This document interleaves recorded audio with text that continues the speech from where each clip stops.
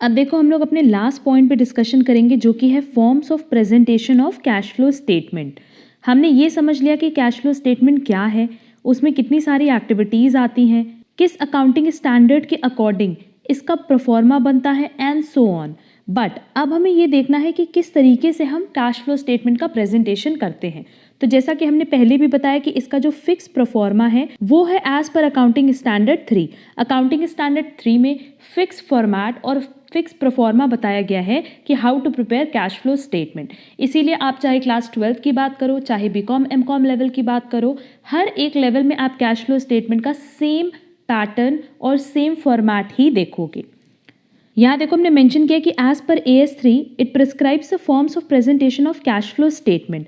तो यहाँ हम पूरा डिस्कशन कर ले रहे हैं उसके फॉर्मेट पे कि कैश फ्लो स्टेटमेंट ऑफ, यहाँ आप कंपनी का नाम लिखोगे, फॉर द पीरियड एंडेड, यहाँ पे आप ये मेंशन करोगे कि किस पर्टिकुलर पीरियड का आप ये कैश फ्लो स्टेटमेंट बना रहे हो। जैसा कि हमने स्टार्टिंग में भी बताया था कि cash flow statement basically financial statement का पार्ट होता है एंड दूसरा ये एक पर्टिकुलर पीरियड ऑफ टाइम के लिए बनाया जाता है। किन एंटरप्राइजेस के लिए या किन ऑर्गेनाइजेशंस के लिए ये मैंडेटरी है, ये भी हमने ऊपर डिस्कस कर लिया था।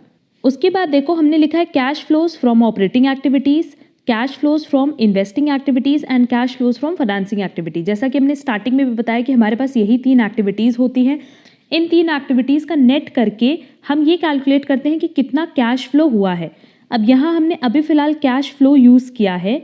बेसिकली ये net cash flow from operating activities होगा, या इफ़ इन केस मान लो ऑपरेटिंग एक्टिविटीज से नेगेटिव कैश है, दैट इज़ हमारे पास कैश इनफ्लो की जगह ज़्यादा कैश आउटफ्लो हुआ है, तो उस केस में हम लिखेंगे net cash used in operating activities.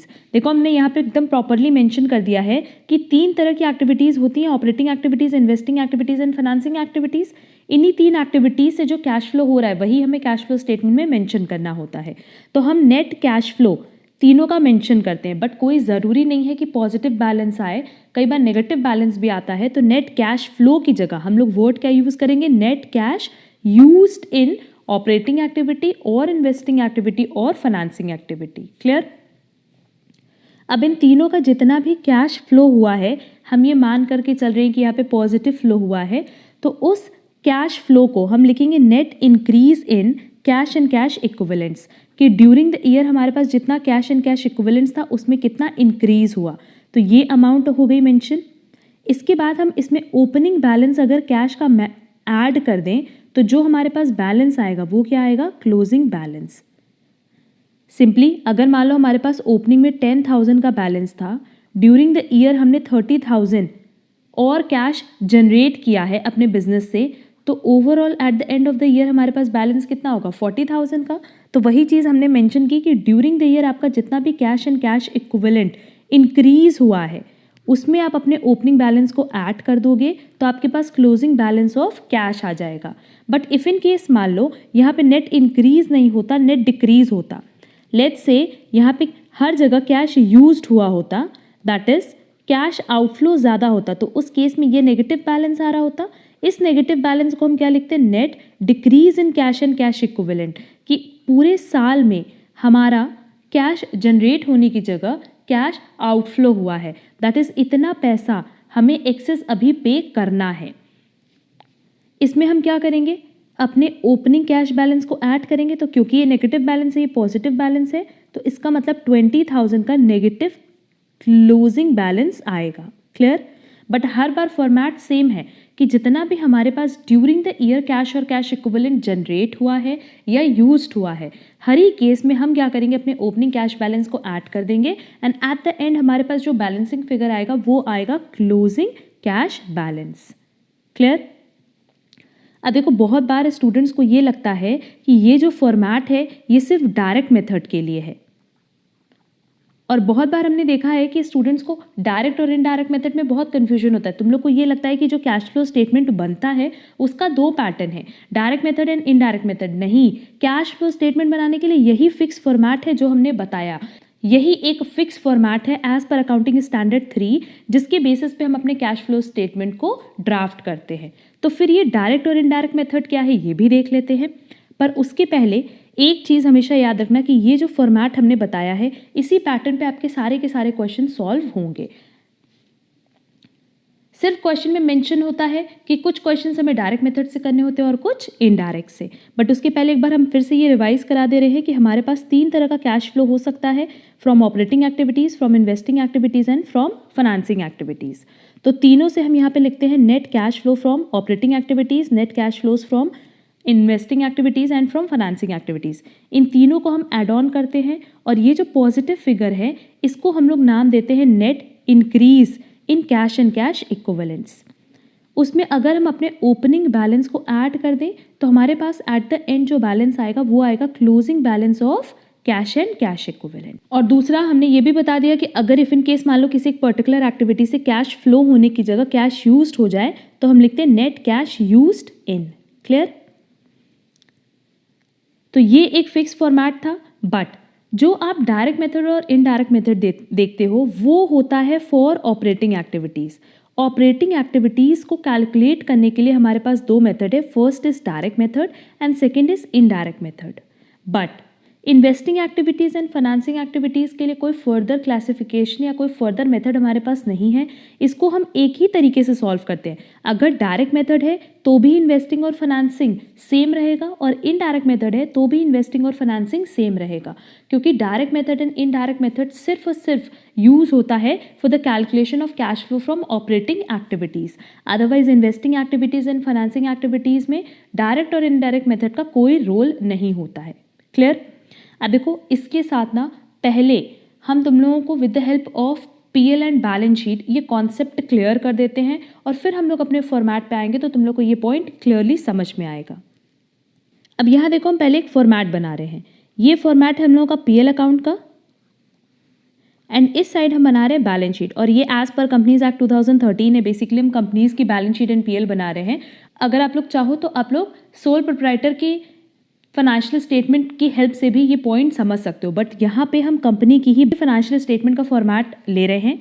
अब देखो पीएल की अगर बात करें तो यहाँ हमारे पास सेल्स आएगा, देन अदर इनकम, उसके बाद परचेजेस, चेंज इन स्टॉक्स, हम बहुत ज़्यादा डिटेल में नहीं लिख रहे हैं। एक्सपेंसेस, अब एक्सपेंसेस में डेप्रीसिएशन भी आएगा, इंटरेस्ट भी आएगा और साथ ही साथ सैलरी या रेंट जो बेसिकली हमारे बिजनेस से रिलेटेड खर्चे हैं वो भी इसका पार्ट बनेगा। बैलेंस शीट में देखो सबसे पहले आता है शेयर होल्डर्स फंड, जैसा कि हमने पहले भी बताया था। फिर आएगा नॉन करेंट लायबिलिटी, फिर आएगा करेंट लायबिलिटी, और असेट में आएगा non current asset, then investment, then current asset. अब मेरा ये पॉइंट बहुत अच्छे से समझना, अगर ये पॉइंट तुम लोग को क्लियर हो गया तो डायरेक्ट और इनडायरेक्ट मेथड बहुत ही ईजिली तुम लोग समझ पाओगे। देखो सबसे पहली चीज़ ना हम ऑपरेटिंग एक्टिविटी पे डिस्कस नहीं करके फाइनेंसिंग एंड इन्वेस्टिंग पे कर लेते हैं। तो इन्वेस्टिंग पे जैसा कि हमने पहले भी बताया था कि non current asset and investment basically ये दोनों पार्ट होते हैं इन्वेस्टिंग एक्टिविटीज़ के, and share holders fund and non current liability ये बेसिकली पार्ट होते हैं फाइनेंसिंग एक्टिविटीज़ के। इसके अलावा हमने एक और बात बताई थी कि जो भी आइटम आपका प्रॉफिट एंड लॉस अकाउंट से रिलेटेड होता है या आपके कोर बिजनेस से रिलेटेड होता है। क्लियर? हमने जैसे एग्जांपल भी दिया था कि इफ़ इन केस मान लो हम फर्नीचर डीलर हैं तो फर्नीचर डीलर के केस में मेरे लिए फर्नीचर क्या हो गया, गुड्स हो गया, और बेसिकली हम बिजनेस इसी से रिलेटेड करें कि उसको खरीदना और बेचना। तो उस खरीदने और बेचने से जो हम इनकम जनरेट कर रहे हैं, जो हम रेवेन्यू जनरेट कर रहे हैं, वो ही मेरी ऑपरेटिंग एक्टिविटी से रिलेटेड ट्रांजैक्शंस मानी जाएंगी। तो जो भी आइटम मेरे पीएल अकाउंट में होगा एंड साथ ही साथ current assets and current liability ये दोनों भी किसका पार्ट बनेंगी, ऑपरेटिंग एक्टिविटीज़ का। क्लियर? तो ये तो हमने पहले ही बता दिया था, स्टार्टिंग में हमने ये पॉइंट क्लियर कर दिया था।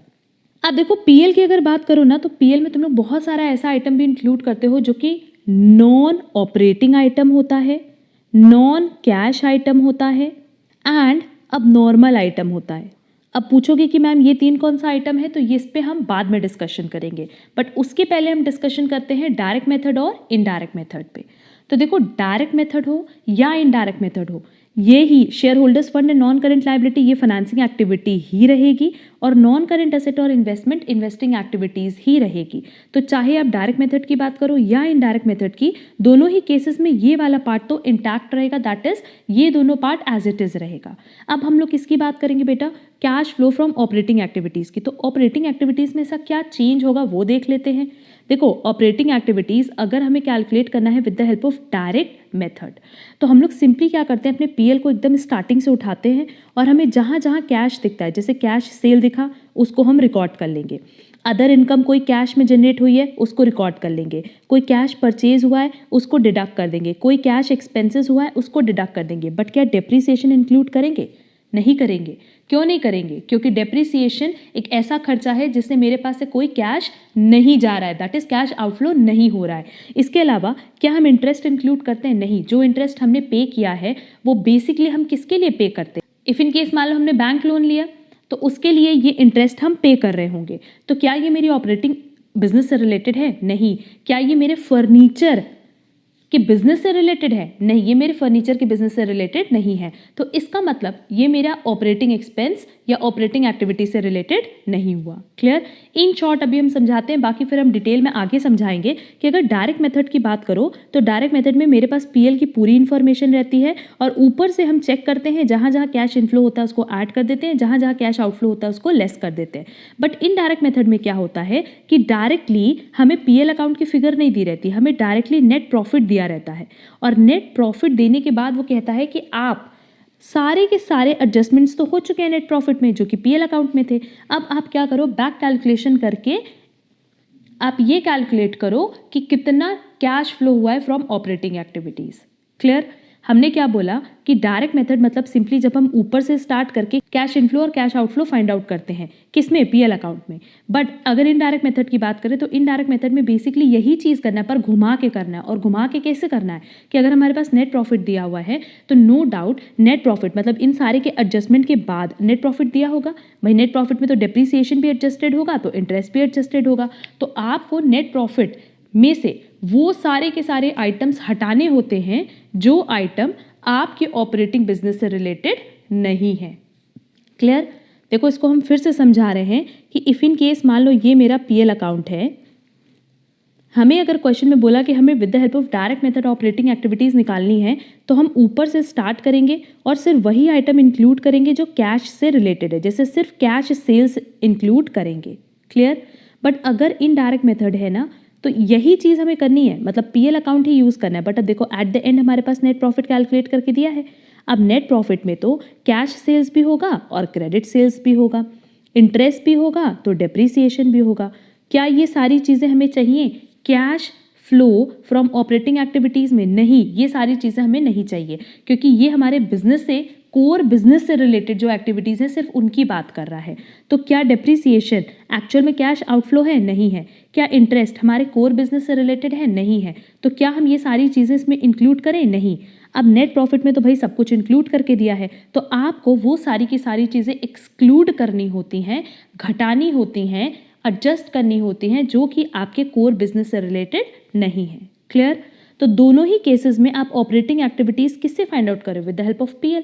बट इतना ही है कि एक डायरेक्ट मेथड में आप सीधे सीधे कैलकुलेट कर रहे हो और इनडायरेक्ट मेथड में आपको घुमा के कैलकुलेशन करना पड़ रहा है। क्लियर? अब एक और चीज़ देख लेते हैं, जो अभी हम नॉन कैश अब नॉर्मल आइटम और नॉन ऑपरेटिंग आइटम्स की बात कर रहे थे उनकी बात करते हैं। ठीक, और थोड़ा फर्दर डिटेल में चलते हैं। अब देखो यहाँ हमने पीएल अकाउंट और बैलेंस शीट का फॉर्मेट ड्रॉ किया है और यहाँ से हम सिर्फ और सिर्फ ऑपरेटिंग एक्टिविटीज़ पे बात करेंगे क्योंकि फाइनेंसिंग पे एंड इन्वेस्टिंग एक्टिविटीज़ पे हमने ऑलरेडी डिस्कशन कर लिया है।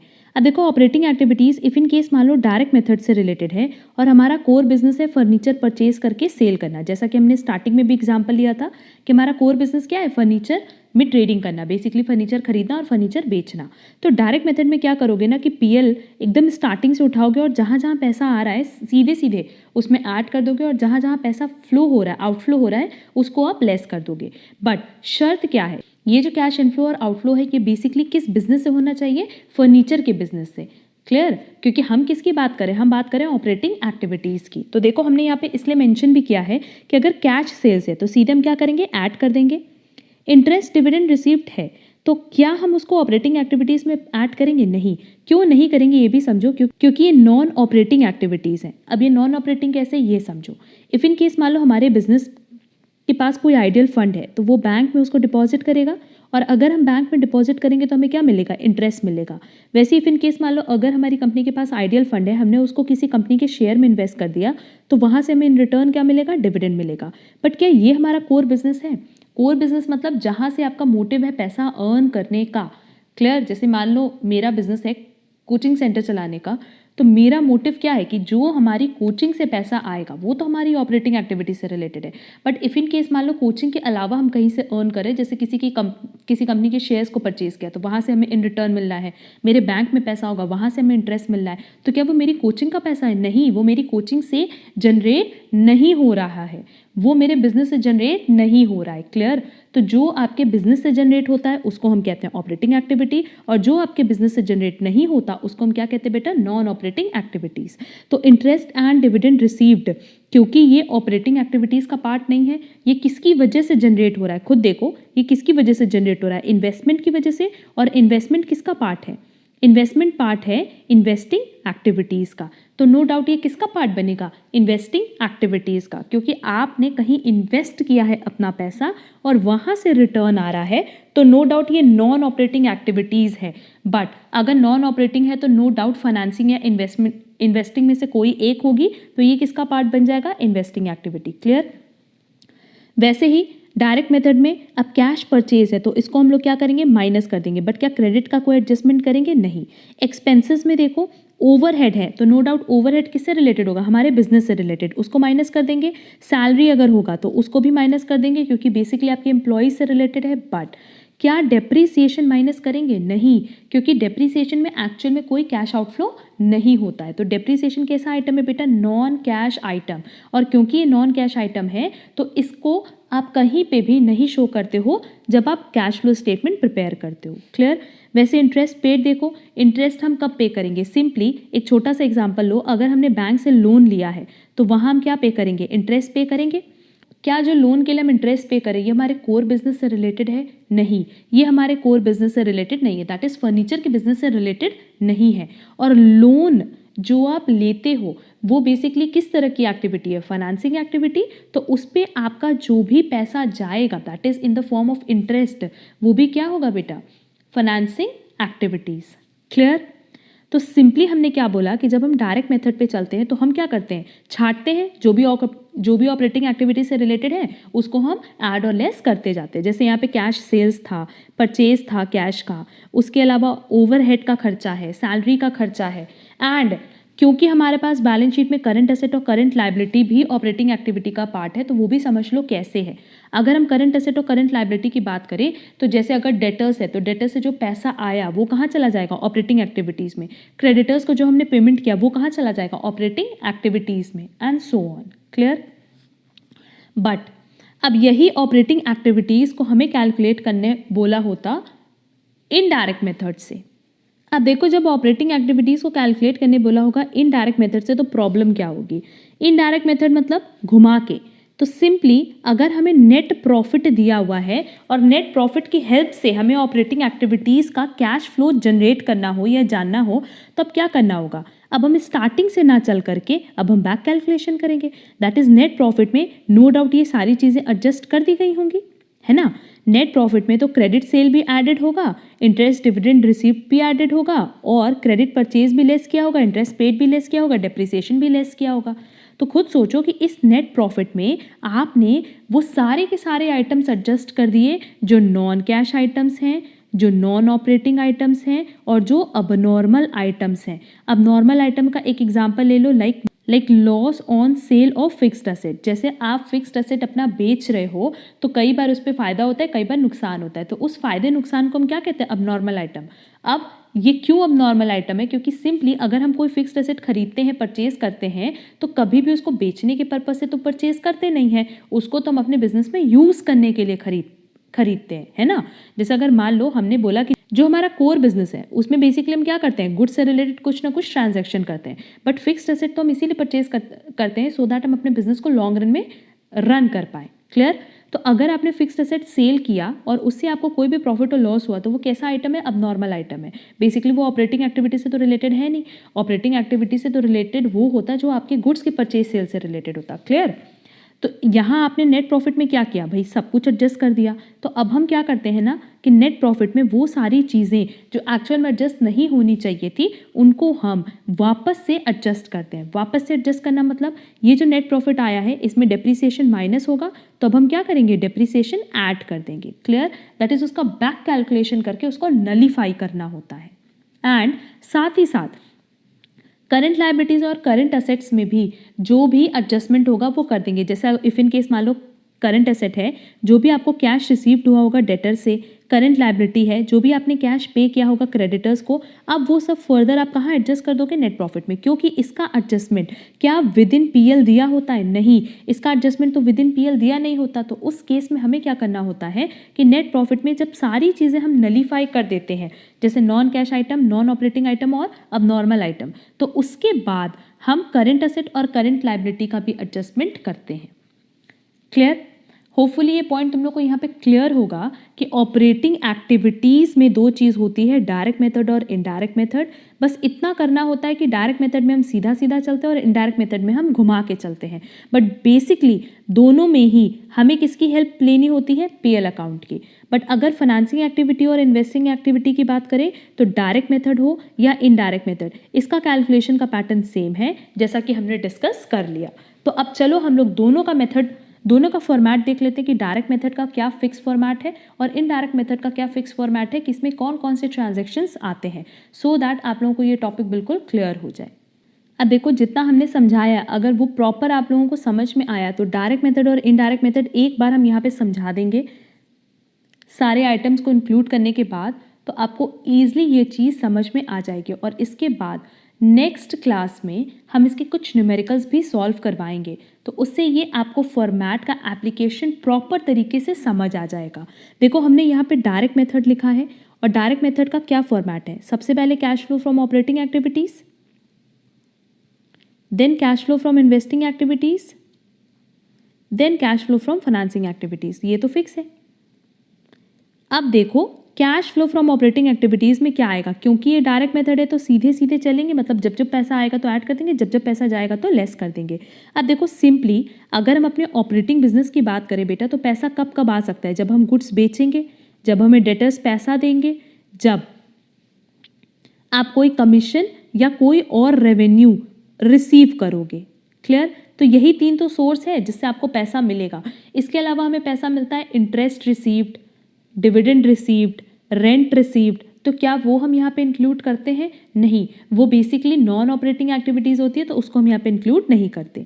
इसके अलावा हमारे बिजनेस से रिलेटेड क्या हो सकता है, पेमेंट में कैश परचेज हो सकता है, अगर हम क्रेडिटर्स को पेमेंट करें तो वो हो सकता है, अगर हम अपने एम्प्लॉयज़ को पेमेंट करें तो वो भी यहाँ पे इंक्लूड होगा, ओवरहेड्स का पेमेंट करें तो ये सारा का सारा पेमेंट किससे रिलेटेड होगा, हमारे बिजनेस से रिलेटेड होगा।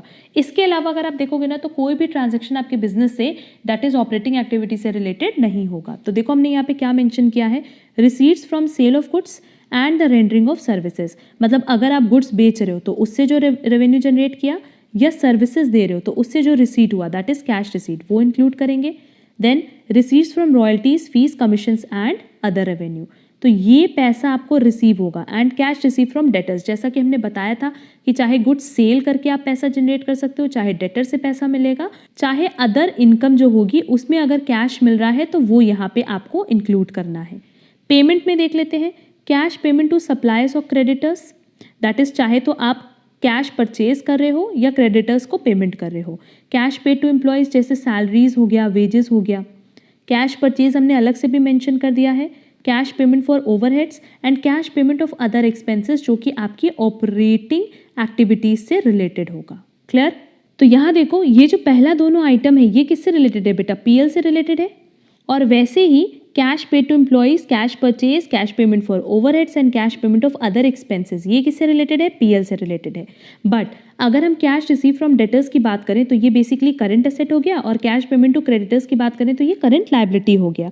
तो बैलेंस शीट का जो पार्ट हमें इंक्लूड करना था वो भी हमने यहाँ पे इंक्लूड कर लिया। क्लियर, तो ऑपरेटिंग एक्टिविटीज़ में सिर्फ इतना याद रखना कि अगर डायरेक्ट मेथड बोला है तो आपके पास एक फिक्स्ड ट्रांजैक्शंस है, फिक्स्ड आइटम्स हैं, जैसे सेल ऑफ गुड्स जो कैश पे किया, डेटर से पैसा मिला, और बाकी अगर कोई और इनकम है आपके बिजनेस से रिलेटेड जो कि कैश में रिसीव्ड हो रही है, तो वो आप कहाँ दिखा दोगे?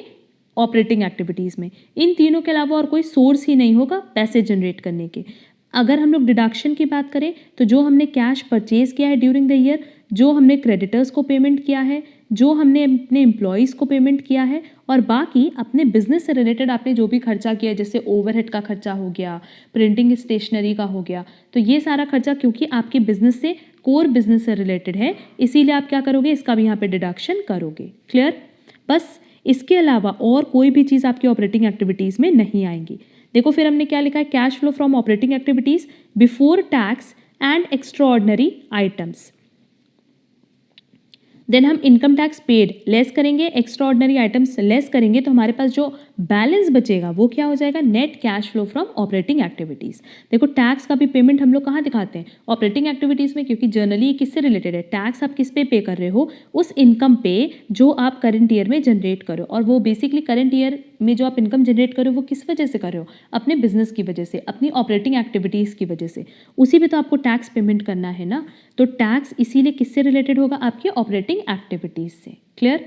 अब नेक्स्ट देखो cash flow from investing activities. तो हमने स्टार्टिंग में बता दिया कि इन्वेस्टिंग एक्टिविटीज़ में बेसिकली क्या चीज़ें आएंगी? जो हमारे बैलेंस शीट में 2 पॉइंट होता है, पहला नॉन करेंट असेट्स और दूसरा लॉन्ग टर्म इन्वेस्टमेंट। तो ये दोनों पार्ट हमेशा किसका बन जाएगा? इन्वेस्टिंग एक्टिविटीज़ का। बट इसके साथ साथ एक और चीज़ याद रखना कि इस इन्वेस्टमेंट से आप जो भी इनकम जनरेट करोगे वो भी किसका पार्ट होगा? इन्वेस्टिंग एक्टिविटीज़ का। तो इस लॉन्ग टर्म इन्वेस्टमेंट में लेट्स से हमने किसी कंपनी के शेयर्स को परचेज किया, तो हमें इन रिटर्न क्या मिलेगा? डिविडेंड मिलेगा। इफ़ इन केस मान लो हमने किसी के डिबेंचर्स में इन्वेस्ट किया, तो हमें क्या मिलेगा? इंटरेस्ट। इसीलिए हमने ऑपरेटिंग एक्टिविटीज़ के डिस्कशन में ये बताया था कि जब डिविडेंड रिसीव्ड या इंटरेस्ट रिसीव्ड होता है तो वो बेसिकली ऑपरेटिंग एक्टिविटी का पार्ट नहीं होता, वो किसका पार्ट होता है? इन्वेस्टिंग एक्टिविटीज़ का। क्यों? क्योंकि सिंपली वो तो इन्वेस्टमेंट पे आप अर्न कर रहे हो, और जो इन्वेस्टमेंट पे अर्न कर रहे हो वो क्या होगी? Investing activities. क्लियर? तो देखो यहाँ हमने मेंशन किया कि प्रोसीड्स जितने मैक्सिमम पॉइंट्स यहाँ बन सकते हैं वो सब हमने आपके लिए इंक्लूड कर लिया है। Proceeds from sale of fixed assets, कि अगर फिक्स्ड असेट्स सेल किया तो उससे जो पैसा आया। अब देखो तुम लोग यहाँ पे किस चीज़ में कंफ्यूज हो गए? ऊपर हमने बोला था कि अगर कोई अबनॉर्मल आइटम है तो वो कभी भी पार्ट नहीं बनता किसका? ऑपरेटिंग एक्टिविटीज़ का। जैसे हमने बताया था कि loss on sale of asset और profit on sale of asset बताया था ना। तो अब देखो यहाँ पे इफ़ इन केस मान लेते हैं कि जो मेरे असेट की बुक वैल्यू थी वो है 10 लाख और उसको हमने सेल किया है 12 लाख पे, तो यहाँ 2 लाख का प्रॉफिट है हमारा। क्लियर? तो यहाँ जब हम अबनॉर्मल आइटम की बात करें तो हम किसकी बात कर रहे थे? इस 2 लाख के अबनॉर्मल इनकम की। क्लियर? बट देखो इन्वेस्टिंग एक्टिविटी में हम क्या इंक्लूड करेंगे? ये 12 लाख जो हमें असेट को सेल करने पे मिला है, हम उस 12 लाख रुपए की बात कर रहे हैं, क्योंकि वो 12 लाख क्या है? इनफ्लो है। किसका? पैसे का। क्लियर? बट ये जो अबनॉर्मल आइटम है दैट इज 2 लाख, ये जो अबनॉर्मल प्रॉफिट था ये हमने बताया था कि इसको हम कैसे इंक्लूड करते हैं? अबनॉर्मल आइटम जैसे। तो यहाँ देखो पहला पॉइंट है proceeds from sale of fixed assets, कि फिक्स्ड असेट्स बेचने पे आपको जो भी पैसा मिलेगा वो क्या होगा? Investing activity. अगर आप फिक्स्ड असेट खरीद रहे हो तो आपने जितना भी पेमेंट किया वो भी क्या है? Investing activity. बट ये पेमेंट है। पेमेंट मतलब जब हमारे पास से पैसा गया, ये कैश इनफ्लो है, ये कैश आउटफ्लो है। वैसे ही देखो लिखा है proceeds from sale of investment, कि अगर हमने इन्वेस्टमेंट बेची तो उससे जो पैसा आया वो कैश इनफ्लो है, और इन्वेस्टमेंट खरीदने से जो पैसा गया वो कैश आउटफ्लो है। Next, receipts of grant for capital projects. अगर आपने कोई कैपिटल प्रोजेक्ट सोचा है जो कि आपका लॉन्ग रन में चलने वाला है और उसके लिए आपको कोई ग्रांट मिला, बेसिकली ये ग्रांट गवर्नमेंट की तरफ से मिलती है, जैसे हम लोगों को गैस सब्सिडी मिलती है गवर्नमेंट की तरफ से, वैसे ही अगर आप कोई प्रोजेक्ट स्टार्ट कर रहे हो जिसका बेनिफिट सोसाइटी को मिलने वाला है तो उसके लिए गवर्नमेंट आपकी हेल्प करती है in the form of grant. तो ये पैसा जो आप रिसीव करो ये भी क्या होगी? इन्वेस्टिंग एक्टिविटीज़, और ये बेसिकली क्या होगा? Cash inflow. Investment in joint venture, अगर हमने जॉइंट वेंचर में इन्वेस्ट किया तो नो डाउट हमारे पास से पैसा जाएगा, और ये क्या है? Investing activities. Expenditure on construction of WIP, that is work in progress. अब ये देखो क्या है वर्क इन प्रोग्रेस? जैसे अगर मान लो हम लोग को एक बिल्डिंग का कंस्ट्रक्शन कराना है, ठीक, अब उस बिल्डिंग पे जब तक काम चल रहा है तो क्या हम उसको कंप्लीट बिल्डिंग मान सकते हैं? नहीं, हम उसको क्या मानेंगे? Under construction building. और उस अंडर कंस्ट्रक्शन बिल्डिंग को हम क्या बोल सकते हैं? कंस्ट्रक्शन वर्क इन प्रोग्रेस, कि जिस पे अभी कुछ काम कंस्ट्रक्शन का बाकी है। क्लियर? तो उस पे भी आप जो खर्चा कर रहे हैं वो इन्वेस्टिंग एक्टिविटी होगी। कैसे इन्वेस्टिंग एक्टिविटी होगी? देखो, ये बिल्डिंग मेरे लिए क्या है बेटा? फिक्स्ड असेट है। और अगर इस फिक्स्ड असेट की बात करें तो बेसिकली फिक्स्ड एसेट में दो ही चीज़ तो है, एक तो चाहे आप खरीद सकते हो, दैट इज परचेज कर सकते हो, या आप बना सकते हो। मैन्युफैक्चर तो राइट वर्ड नहीं है, हम कह सकते हैं कि कंस्ट्रक्शन, हम उसका कंस्ट्रक्शन कर सकते हैं। तो फिक्स्ड एसेट अगर हम खरीद रहे हैं तो भी इन्वेस्टिंग एक्टिविटी है, और फिक्स्ड एसेट अगर हम बना रहे हैं तो भी इन्वेस्टिंग एक्टिविटी है। बट अल्टीमेटली अगर तुम लोग देखो तो ये दोनों पॉइंट, ये पॉइंट और ये पॉइंट सब किससे रिलेटेड है? फिक्स्ड एसेट से। और payment for purchase of investment and investment, ये किससे रिलेटेड है? लॉन्ग टर्म इन्वेस्टमेंट से। तो हमने इन शॉर्ट बता दिया था कि इन्वेस्टिंग एक्टिविटीज़ में क्या क्या चीज़ें आएंगी। इसके अलावा हमने ये दोनों पॉइंट भी इंक्लूड किया कि अगर इंटरेस्ट मिल रहा है या डिविडेंड मिल रहा है तो नो डाउट ये इन्वेस्टमेंट पे मिल रहा होगा, एंड क्योंकि ये लॉन्ग टर्म इन्वेस्टमेंट है तो नो डाउट ये हमेशा किसका पार्ट बनेगी? इन्वेस्टिंग एक्टिविटीज़ की। तो ये भी कैश इनफ्लो है और ये भी कैश इनफ्लो है। क्लियर? जो आउटफ्लो है उसके आगे देखो हमने माइनस का साइन लगाया है, दैट इज ब्रैकेट का, और जो इनफ्लो है उसको हमने सीधे सीधे ऐड करके लिखा है। तो ओवरऑल ये प्रोसीड्स है, ये ऐड होगा, पेमेंट लेस होगा, प्रोसीड ऐड होगा, पेमेंट लेस होगा, रिसीट ऐड होगा, इन्वेस्टमेंट लेस होगा, एक्सपेंडिचर लेस होगा, एंड इसके अलावा इंटरेस्ट एंड डिविडेंड ऐड होगा। तो ओवरऑल सारी की सारी इस इनकम को ऐड करके जो मेरे पास कैश फ्लो होगा उसको हम क्या बोलेंगे? Net cash flow from investing activities. Clear? और उसको हम टोटल बाहर की तरफ लिखेंगे। बट इफ़ इन केस मान लो ये नेगेटिव वैल्यू आ रही होती तो हम यहाँ नेट कैश फ्लो की जगह हम लिखते net cash used in investing activities. Clear? अब देखो लास्ट फाइनेंसिंग एक्टिविटीज़, सिर्फ इतना याद रखना है कि बैलेंस शीट में हम दो चीज़ लेते हैं। क्या क्या? एक तो शेयर होल्डर्स फंड लेते हैं और उसके अलावा लॉन्ग टर्म बोरोइंग्स लेते हैं। तो जब हमारे पास पैसा आएगा इन दोनों से ऐड कर देंगे, पैसा जाएगा लेस कर देंगे। क्लियर? इसके अलावा अगर हम शेयर होल्डर्स को डिविडेंड पे करेंगे, लॉन्ग टर्म बोरोइंग्स पे इंटरेस्ट पे करेंगे, तो वो भी नो डाउट किसका पार्ट बनेगा? फाइनेंसिंग एक्टिविटीज़ का। और फाइनेंसिंग एक्टिविटीज़ मतलब सिंपली क्या होती है कि कहाँ से आप पैसे रेज कर रहे हो, आप मार्केट में से कहाँ से पैसे उठा रहे हो, उसको हम कहते हैं फाइनेंसिंग एक्टिविटीज़। तो देखो यहाँ लिखा है कि अगर शेयर्स इशू हुआ तो नो डाउट हमें पैसा मिलेगा, ऐड कर देंगे। डेट इशू हुआ, पैसा मिलेगा, ऐड कर देंगे। प्रेफरेंस शेयर इशू हुआ, पैसा आएगा, उसको ऐड कर देंगे। बैंक से लोन लिया, पैसा आएगा, ऐड कर देंगे। बट जब इस डेट का पेमेंट करेंगे तो हमारे पास से पैसा जाएगा, हम माइनस करेंगे। इस प्रेफरेंस शेयर होल्डर का पेमेंट करेंगे, रीपेमेंट माइनस करेंगे। बैंक को हम रीपे करेंगे, माइनस करेंगे। और साथ ही साथ इस बैंक लोन पे जो इंटरेस्ट पे कर रहे हैं, डिबेंचर्स पे जो इंटरेस्ट पे कर रहे हैं, एंड प्रेफरेंस शेयर्स पे एंड इक्विटी शेयर्स पे जो डिविडेंड पे कर रहे हैं, उसको भी हम यहाँ से माइनस कर देंगे। क्यों? क्योंकि ये दोनों मेरे लिए क्या है? Cash outflow. क्योंकि सिंपली यही होता है ना कि अगर हम shares, debentures, preference shares issue कर रहे हैं या मार्केट से बैंक लोन ले रहे हैं तो इसके बदले कुछ ना कुछ हमें रिटर्न देना होता है, और वो रिटर्न क्या होगा? आइदर इंटरेस्ट और डिविडेंड। क्लियर है? तो ये ओवरऑल इसका कॉन्सेप्ट था। आगे हम इस पर और डिस्कशन करेंगे। तो इसका जो टोटल आएगा उसको हम क्या बोलेंगे? Net cash flow from financing activities, और टोटल को हम बाहर की तरफ लिखेंगे। अगेन अगर नेगेटिव बैलेंस आता तो क्या लिखते हैं? Net cash used in financing activities. Clear? तो जो कॉन्सेप्ट हमने बताया था with the help of PL account and balance sheet, अगर आपको वो समझ में आ गया तो आपको कहीं पे भी कुछ भी मगअप करने की ज़रूरत नहीं पड़ी होगी। आपको ये क्लियरली समझ में आ गया होगा कि what is operating activity, what is investing activity and what is financing activity. बस ये होता है कि ऑपरेटिंग एक्टिविटी के लिए दो कैलकुलेशन होता है, आइदर फ्रॉम डायरेक्ट मेथड और इनडायरेक्ट मेथड। बट आप डायरेक्ट मेथड यूज़ करो या इनडायरेक्ट मेथड यूज़ करो, investing activities and financing activities का कैलकुलेशन हमेशा सेम होता है। क्लियर? अब देखो यहाँ पे हमने मेंशन किया, हम फिर से ये फॉर्मेट आप लोगों को दिखा रहे हैं। वैसे इसकी कॉपी आपको हमारे टेलीग्राम चैनल पे मिल जाएगी। तो देखो हमने ये चीज़ लिखा, सबसे पहले cash flow from operating activities, इससे हमारे पास जो नेट कैश आया उसको हमने बाहर की तरफ लिखा। वैसे इन्वेस्टिंग से जो आया वो बाहर की तरफ लिखा, और फाइनेंसिंग से जो आया वो बाहर की तरफ लिखा। तीनों को ऐड करने के बाद ये जो बैलेंस आ रहा है ना, इसको हम क्या बोलेंगे, नेट इंक्रीज इन कैश और कैश इक्विवेलेंट। अगर ये डिक्रीज होता तो लिखते नेट डिक्रीज इन कैश और cash equivalent, clear. But decrease को हम हमेशा किस में रखते हैं, ब्रैकेट में। तो हमारा ड्यूरिंग द ईयर कितना पैसा जनरेट हुआ, लेट्स से ये 30,000 ड्यूरिंग द ईयर हमने जनरेट किया with help of operating activity, investing activity and financing activity. इसमें हम ऐड करते हैं क्या, स्टार्टिंग में जो हमारे पास opening cash and cash equivalent का बैलेंस है उसको हम ऐड करते हैं, लेट्स से 10,000। तो नो डाउट मेरे पास अब ये जो 40,000 आया ये क्या है बेटा, ये closing cash and cash equivalent का बैलेंस है, क्लियर। और कैश एंड कैश इक्विवेलेंट में क्या चीज़ें आती हैं ये हमने ऊपर बहुत डिटेल में डिस्कस किया था कि कैश एंड कैश इक्विवेलेंट दो पार्ट है, पहला कैश है, दूसरा कैश इक्विवेलेंट है। कैश में दो चीज़ आएगी, जो आपके हाथ में पैसा है और साथ ही साथ जो आप डिमांड डिपॉजिट है विद बैंक, मतलब बैंक में आपने जो पैसा डिपॉजिट किया है जो आप कभी भी अपनी डिमांड पे मंगवा सकते हो।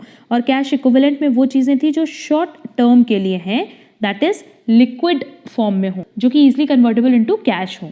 तो ये दोनों मिला करके आपका कैश एंड कैश इक्विवेलेंट बनता है। तो होपफुली यहाँ पे ये पॉइंट एकदम क्लियर हो गया होगा कि ये जो फॉर्मेट हमने दिखाया था कि ऑपरेटिंग, इन्वेस्टिंग और फाइनेंसिंग को ऐड कर दो, ये जो आया ये ड्यूरिंग द ईयर आपने जितना पैसा अर्न किया है वो है, इसमें opening cash and cash equivalent add कर दो तो closing cash and cash equivalent का बैलेंस आ जाएगा। तो एग्जाम में भी ये होता है कि अगर ये पोर्शन इसके साथ मैच कर गया, इसका मतलब आपने जो भी एंट्रीज पास किए वो कहीं ना कहीं करेक्ट होंगी। अब चलो हम लोग चलेंगे किस पे, इनडायरेक्ट मेथड पे। अब देखो इनडायरेक्ट मेथड भी हमने पहले बहुत अच्छे से समझा दिया है, बहुत अच्छे से with the help of PL account and balance sheet वो चीज़ हमने क्लियर कर दी है। बट हम यहाँ पे उसको कैसे प्रेजेंट करना है उस पर भी डिस्कशन कर ले। अब देखो इनडायरेक्ट मेथड में हमने यहाँ पे वही चीज़ें लिखी हैं जो हमने समझा दी थी with the help of PL account and balance sheet, जो हमने पूरा एक्सप्लेन किया है कि व्हाट इज इनडायरेक्ट मेथड और कैसे हम कैलकुलेशन करते हैं with the help of indirect method net cash flow from operating activities. तो उसी का हमने यहाँ पे नोट्स मेंशन किया है। Under this method, the net cash flow from operating activities to be calculated indirectly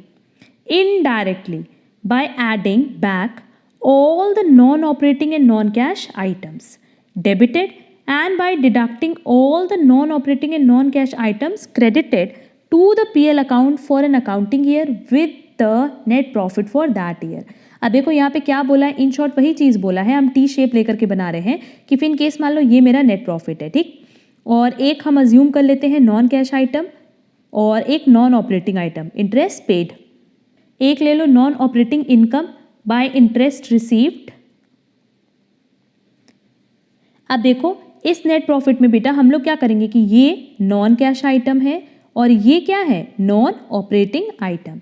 वैसे ये क्या है, नॉन ऑपरेटिंग आइटम। क्यों नॉन ऑपरेटिंग, मतलब जो ऑपरेटिंग नहीं है बल्कि कोई और एक्टिविटी है। तो इंटरेस्ट रिसीव्ड क्या है, इन्वेस्टिंग एक्टिविटी है, इंटरेस्ट पेड क्या है, फाइनेंसिंग एक्टिविटी है। तो इस नेट प्रॉफिट में हम लोग क्या करेंगे, वो आइटम जो आपके ट्रेडिंग एंड पीएल में डेबिट है उसको ऐड करेंगे और जो क्रेडिट है उसको लेस करेंगे। क्यों, क्योंकि खुद सोचो कि ये इंटरेस्ट रिसीव्ड, ठीक, अब खुद देखो कि ये जो डेप्रिसिएशन और इंटरेस्ट पेड है ये माइनस करने के बाद हम इस नेट प्रॉफिट पे आए हैं, तो हमें इसको नलीफाई करना है। और नलीफाई करने के लिए हम लोग हमेशा क्या करते हैं, रिवर्स ट्रीटमेंट करते हैं। तो डेप्रिसिएशन को हमने लेस किया था, इंटरेस्ट पेड को लेस किया था, अब वापस क्या करेंगे, ऐड कर देंगे। इसीलिए लिखा है कि जो भी डेबिट के आइटम्स हैं आप उनको ऐड कर दो और जो क्रेडिट का आइटम है उसको लेस कर दो, क्लियर। अब देखो हम फिर से रीड करें, लिखा है under this method the net cash flow from operating activity is to be calculated indirectly by adding back all the non operating and non cash items debited. हर वो आइटम जो नॉन ऑपरेटिंग या non cash है, PL में debited है, उसको आप वापस से ऐड कर दो and by deducting all the non operating and non cash items credited to the profit and loss account for an accounting year with the net profit for that year. उस साल का जो भी नेट प्रॉफिट है हमारे PL account में, उसमें हम वो आइटम ऐड करते हैं जो डेबिट में नॉन कैश है, नॉन ऑपरेटिंग है, और लेस करते हैं वो आइटम जो क्रेडिट में है, non operating non cash item, clear.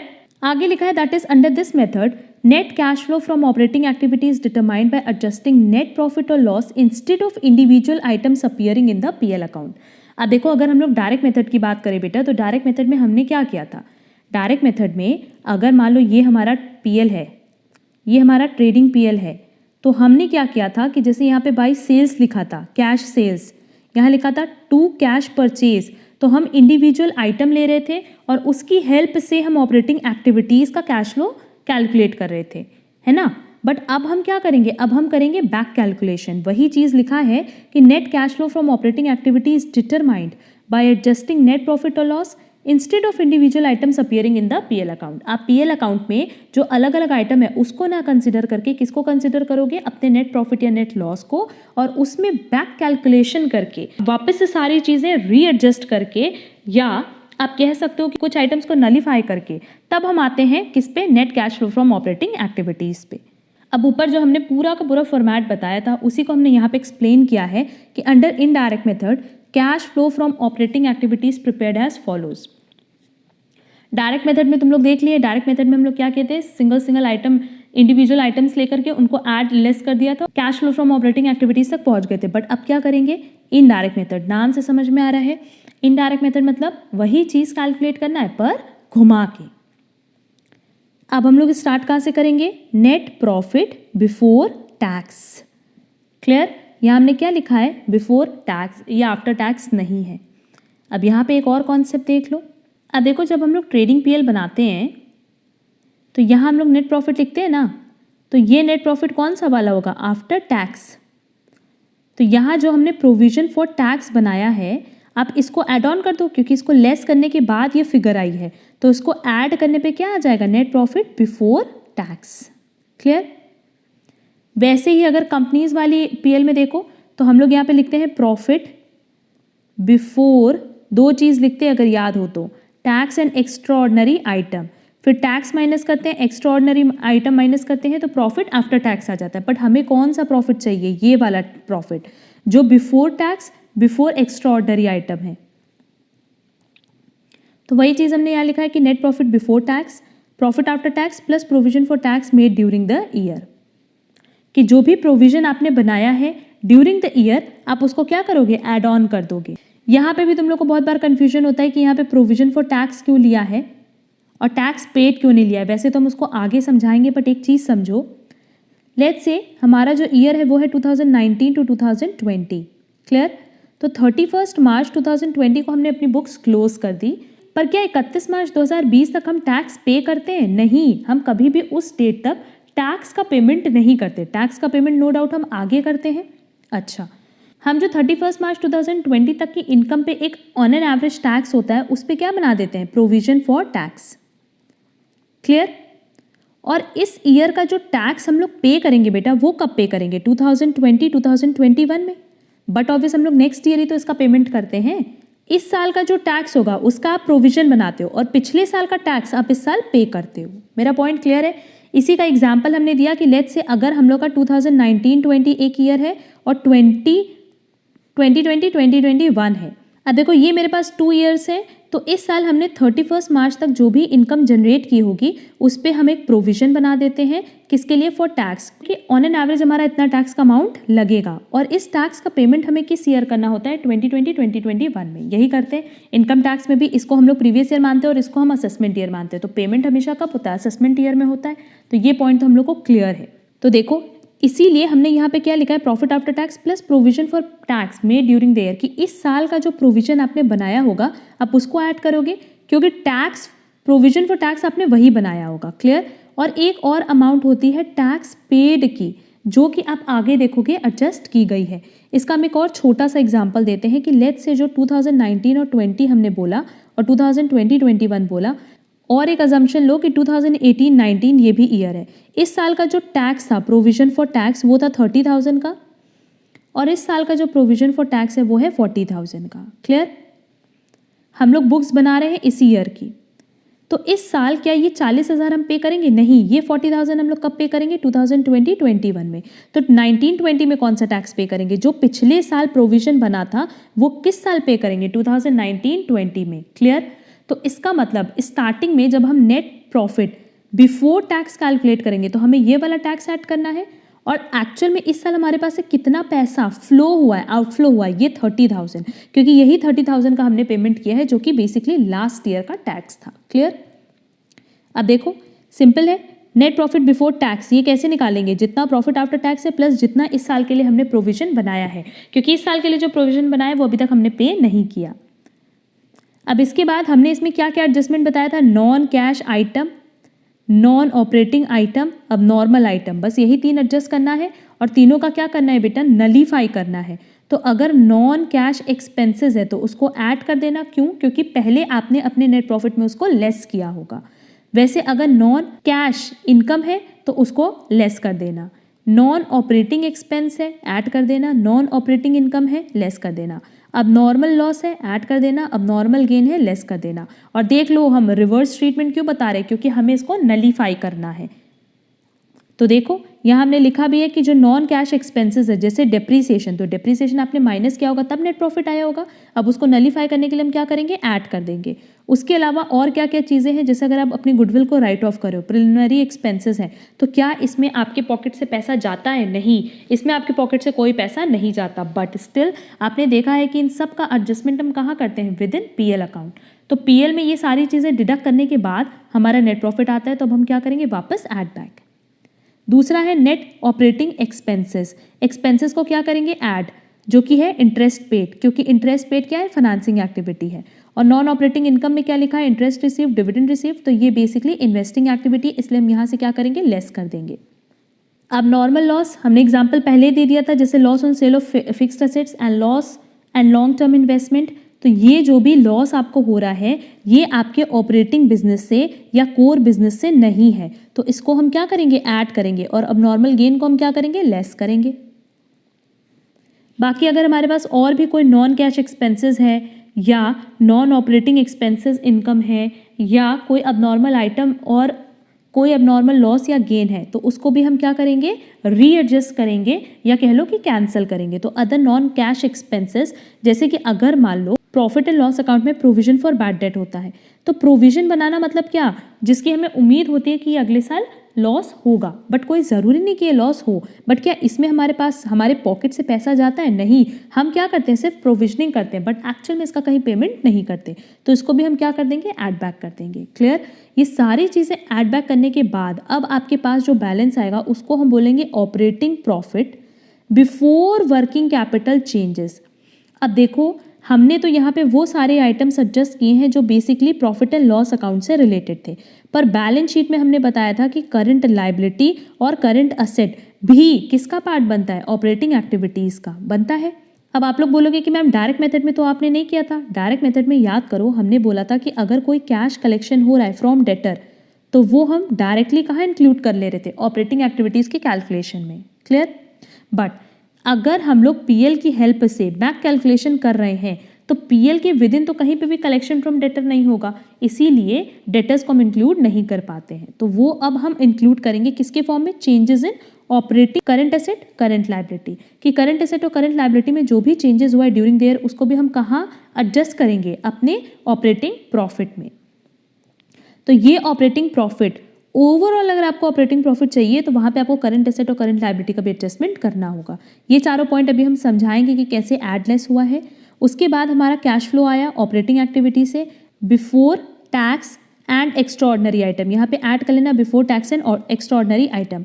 अब हम क्या माइनस करेंगे बेटा, जितना हमने पिछले साल का टैक्स करंट ईयर में पे किया है, करंट ईयर में कितना टैक्स बन रहा था 40,000, पर हमने पेमेंट कितना किया था 30,000, क्यों, क्योंकि ये पिछले साल से रिलेटेड था, तो वो हम यहाँ से लेस करेंगे। और अगर कोई एक्स्ट्राऑर्डिनरी आइटम्स है तो वो भी हम लेस कर देंगे, और फिर मेरे पास जो बैलेंस आएगा वो बचेगा net cash flow from operating activities. Hopefully ये पॉइंट क्लियर होगा, क्योंकि इस पे हमने पहले ही पूरा डिटेल डिस्कशन कर लिया था, बट ये सारे के सारे आइटम्स आप यहाँ पे देख लो। अब देखो इनडायरेक्ट मेथड हम एक बार फिर से रिवीजन करा दे रहे हैं कि जब हम लोग पीएल से स्टार्ट करेंगे तो बैक कैलकुलेशन करेंगे और साथ ही साथ बैलेंस शीट के दो आइटम्स को हम लोग कंसिडर करेंगे, करंट लायबिलिटी को और एक करंट असेट को। अब देखो करंट लायबिलिटी में हम एक एग्जांपल ले रहे हैं क्रेडिटर्स का, और करंट असेट में हम एक एग्जांपल ले रहे हैं डेटर्स का। क्लियर, अब मान लो जो लास्ट ईयर बैलेंस है और करंट ईयर बैलेंस है, क्रेडिटर का लास्ट ईयर का बैलेंस था 10,000 और करंट ईयर ये हो गया 12,000, डेटर का लास्ट ईयर है 20,000 और करंट ईयर है 24,000। अब प्लीज़ मेरा ये पॉइंट अच्छे से समझना, सो दैट ये पॉइंट तुम लोगों को यहाँ पे क्लियर हो जाए। हमारा क्रेडिटर 2,000 से ड्यूरिंग द ईयर क्या हुआ, इंक्रीज हुआ।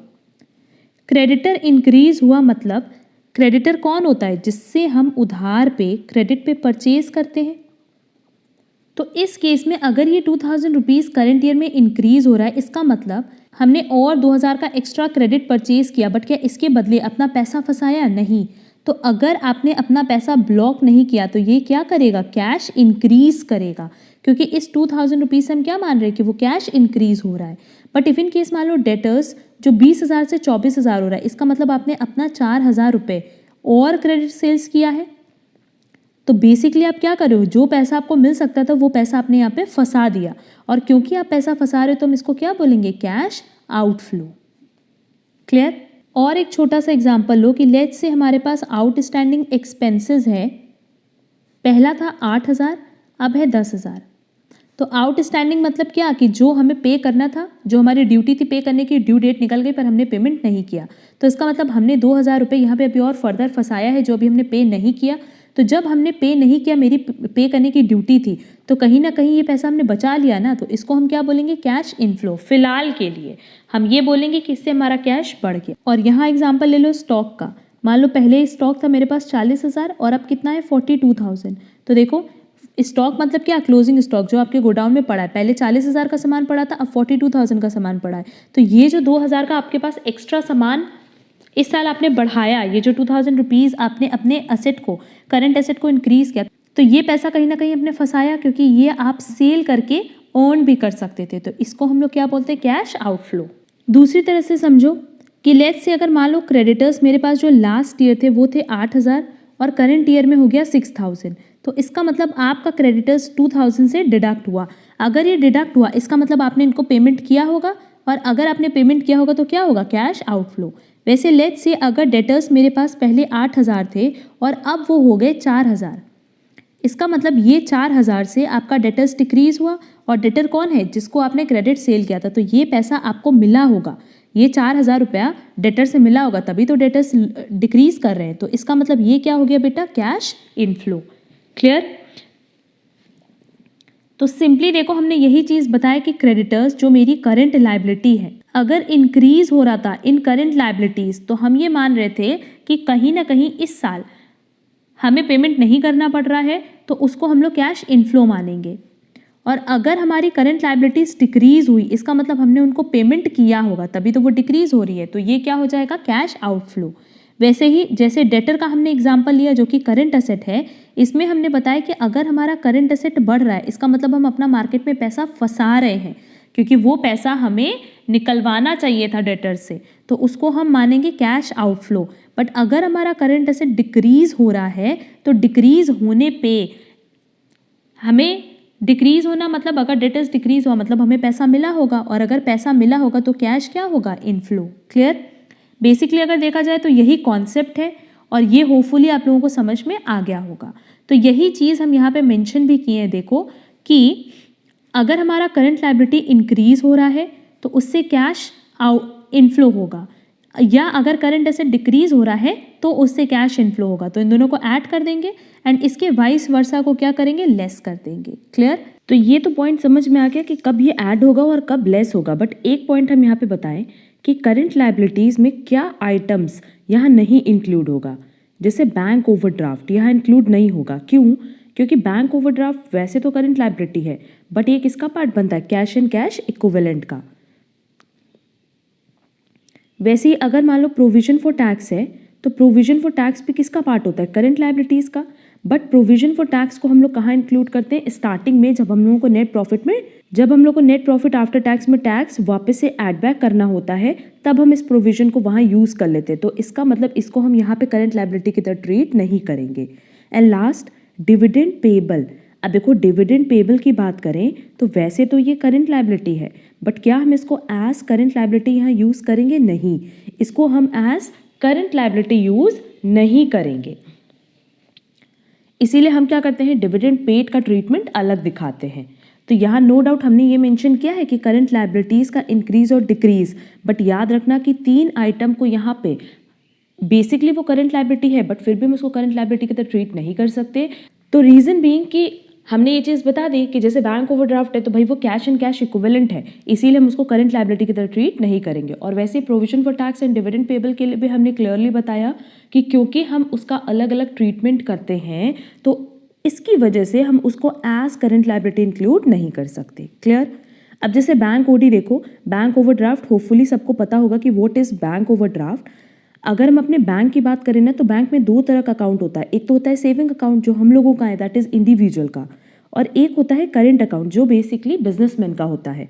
ये फैसिलिटी बिजनेसमैन को मिलती है कि वो करेंट अकाउंट ओपन करे, एंड इफ इन केस उनके अकाउंट में जीरो बैलेंस भी हो तो भी वो कुछ विड्रॉ कर सकते हैं।